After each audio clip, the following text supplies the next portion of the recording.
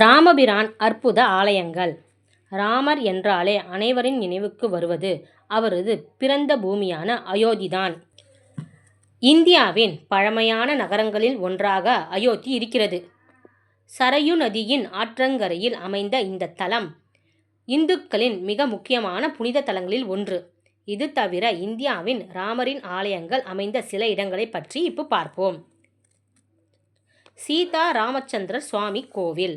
இந்தியாவில் உள்ள புகழ்பெற்ற ராமர் கோவில்களில் இதுவும் ஒன்று.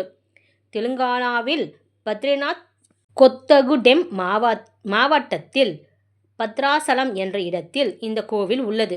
இந்த ஆலயத்தை பத்ராசலம் கோவில் என்றால் தான் அனைவருக்கும் தெரியும்.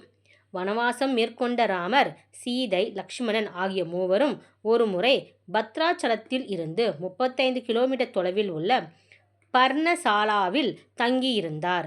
அதன் பின்னர் தான் ராவணனால் சீதை கடத்தப்பட்டது. சீதையை மீட்பதற்காக இலங்கை செல்லும் வழியில் ராமரும் லக்ஷ்மணரும் கோதாவரி ஆற்றை கடந்த நிகழ்வுகளும் நடந்தன. அந்த புராணத்தின்படி அமைந்த இடம்தான் பத்ராச்சலம் ஆலயம். ராமநவமி மற்றும் ராமா சீதா கல்யாண நாளில் இந்த ஆலயம் மிகப்பெரிய கொண்டாட்டத்துடன் காணப்படும். ராமசுவாமி கோவில். தமிழ்நாட்டில் ராமரும் தொடர்புள்ள ஆலயமாக இந்தியாவின் புனித தலங்களில் மிக முக்கியமானதாகவும் திகழ்கிறது ராமநாதபுரம் மாவட்டத்தில் உள்ள ராமநாதர் கோவில்.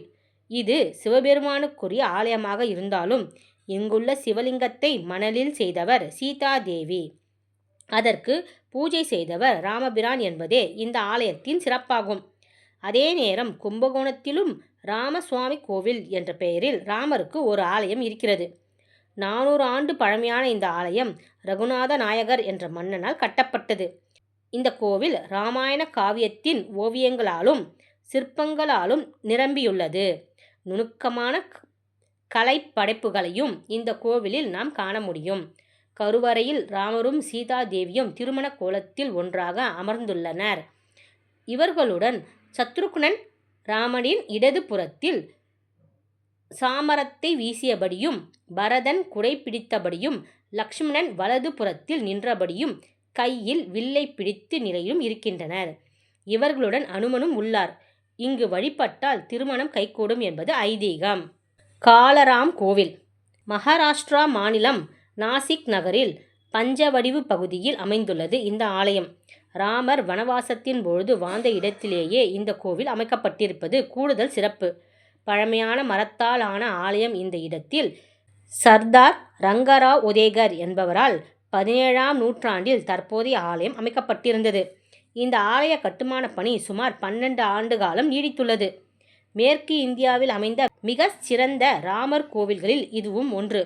இங்கு ராமர், சீதை, லக்ஷ்மணன் ஆகியோரது சிலைகள் கருங்கற்களால் ஆனவை. இவை ஒவ்வொன்றும் சுமார் 12 அடி உயரம் கொண்டிருப்பது குறிப்பிடத்தக்கது. திரிபிராயர் கோவில். கேரளாவின் திருச்சூர் மாவட்டத்தில் இந்த ஆலயம் அமைந்துள்ளது. கோவிலில் உள்ள மூலவரான ராமபிரான் திரிபிர ராயப்பன் அல்லது திரிபிரையார் தேவர் என்று அழைக்கப்படுகிறது. புராணத்தின்படி இந்த ஆலயத்தில் உள்ள ராமபிரானை துவாபரா யுகத்தின் போது கிருஷ்ணர் வழிபாடு செய்ததாக சொல்லப்படுகிறது. கிருஷ்ணரின் இறுதி காலத்தில் துவாரகையை கடலில் மூழ்கிய பொழுது இந்த சிலையும் கடலில் மூழ்கியது. கேரளாவின் செட்டுவா கடலில் இருந்து மீனவர்களால் மீட்கப்பட்டதாகவும், பின்னர் அவர்கள் அங்கிருந்து ஆட்சியாளர்களிடம் அந்த சிலையை கொடுக்க திரிபிரியாவில் ராமரின் சிலை பிரதிஷ்டை செய்யப்பட்டு ஆலயம் உண்டாக்கப்பட்டது. இந்த ராமபிரான் 4 கரங்களுடன், அந்த கரங்களில் சங்கு, வட்டில், வில், மாலை ஏந்தியபடி காட்சி தருகிறார்.